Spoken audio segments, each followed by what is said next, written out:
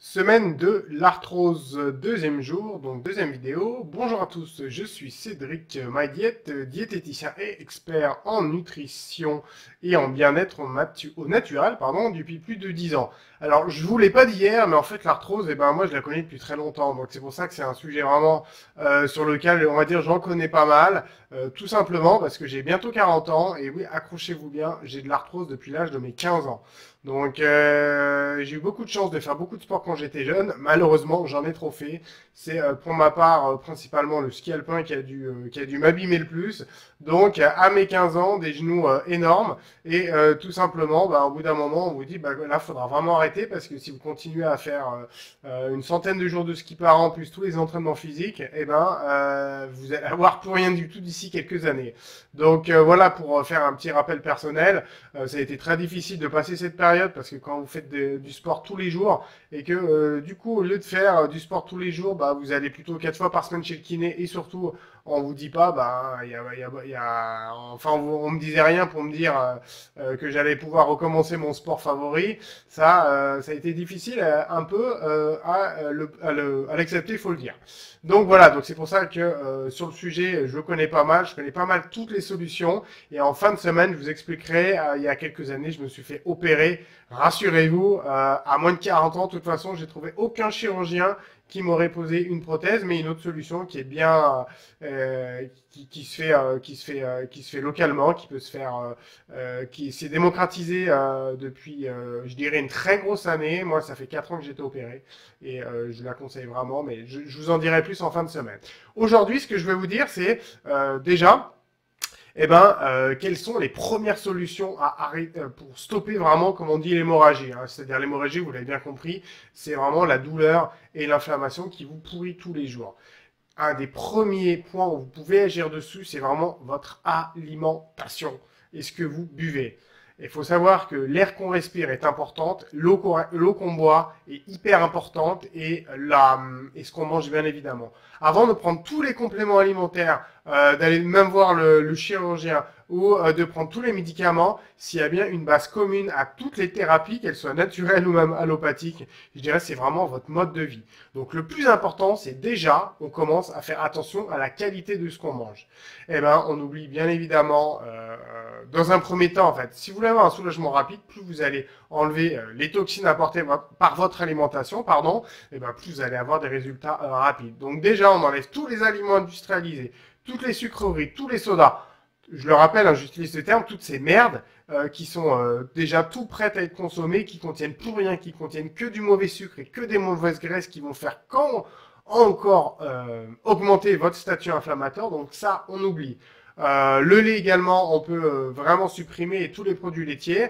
En fait, c'est vous qui allez décider, c'est à la hauteur de votre douleur. Si vous me dites, vous n'avez pas trop mal, évidemment, supprimer tout d'un coup, ça va être délicat. Essayez d'aller déjà par étapes et ça vous apportera vraiment un bien-être un peu plus long. Après, si vous avez très très mal à ne plus bouger, on va dire, au gros mot, les grands remèdes, si on peut dire. Donc, le lait, vous pouvez le supprimer. L'alcool également est hyper mauvais, tout simplement parce qu'il est hyper acidifiante.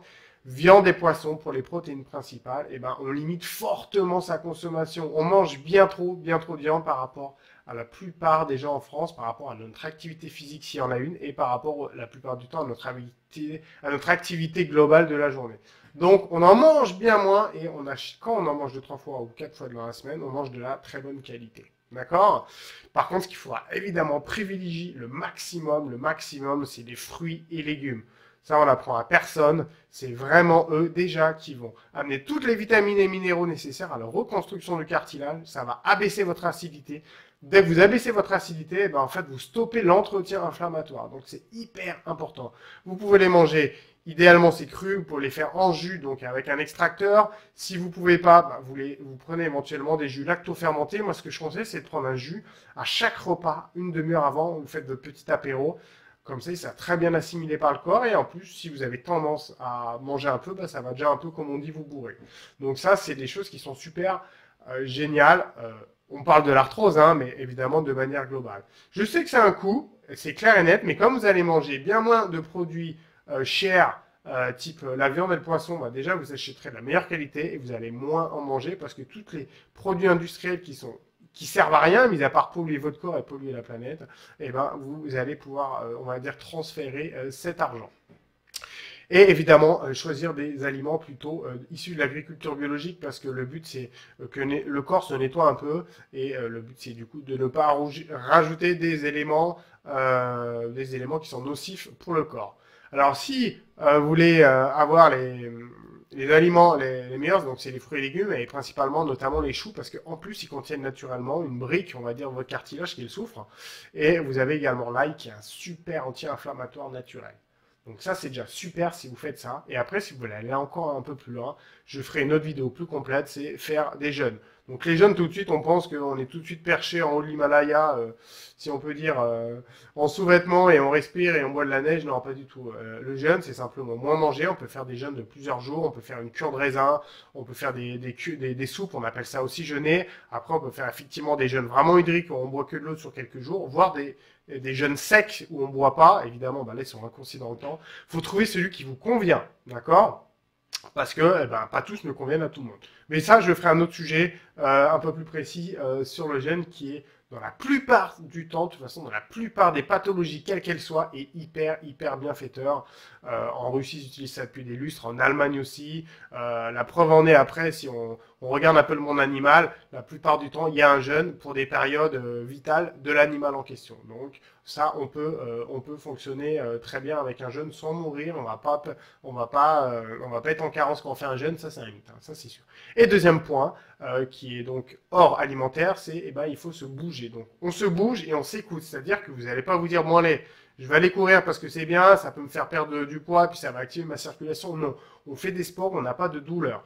Comment s'appelle la douleur est un signal d'alerte de votre corps. Donc, prendre des médicaments pour ne plus avoir la douleur, c'est complètement fou de faire ça. On n'écoute pas son corps et on paye les pots cassés quelques années après. Donc, en fait, on va faire des sports, on peut se bouger. Vous pouvez marcher, vous marchez, vous pouvez trottiner, vous trottiner. Vous ne pouvez pas faire ça. Vous allez simplement aller nager ou bouger, faire des gestes sans choc, parce que l'immobilisme, on va dire, c'est le meilleure chose si vous voulez que votre arthrose continue. D'accord? Pourquoi? Parce que dès que vous bougez, votre sang circule, et quand le sang circule, il amène tous les éléments, il amène l'oxygène nécessaire, en fait, à la reconstruction des tissus abîmés. Qui plus est, en fait, le cartilage avec les tendons et les ligaments sont des tissus qui sont très mal vascularisés. Donc si en plus vous ne bougez pas, et vous mangez mal, si on peut dire le pire, le peu qui va être apporté va être de mauvaise qualité et en plus il va pas être très bien apporté, très bien desservi si on peut dire. D'accord? Donc le plus important pour un petit résumé de cette vidéo d'aujourd'hui, c'est on mange mieux et on bouge en écoutant son corps. Trouvez le sport qui vous va et vous verrez que ça va être déjà radical. Et demain et après-demain, on parlera des solutions naturelles que j'ai pu essayer. Et le troisième jour, le petit bonus, on va dire, avec la partie chirurgicale. Si vraiment vous n'en pouvez plus comme moi, à titre d'info, j'étais entre stade 3 et 4. Donc voilà, et maintenant je suis là, debout. Je peux refaire du sport. Évidemment, je ne peux pas faire du ski à compétition, mais petite parenthèse, je peux redonner des cours de ski car je suis moniteur de ski. Voilà, je vous dis à demain. Si vous avez aimé la vidéo, allez-y, mettez un petit pouce vers le haut. Ça permettra d'aider, j'espère, plein de gens à se dire que l'arthrose n'est pas une fatalité. Abonnez-vous également à la chaîne YouTube et cliquez sur la cloche si vous voulez être averti pour tous mes conseils bien-être. Je vous dis bonne soirée. À demain. Au revoir.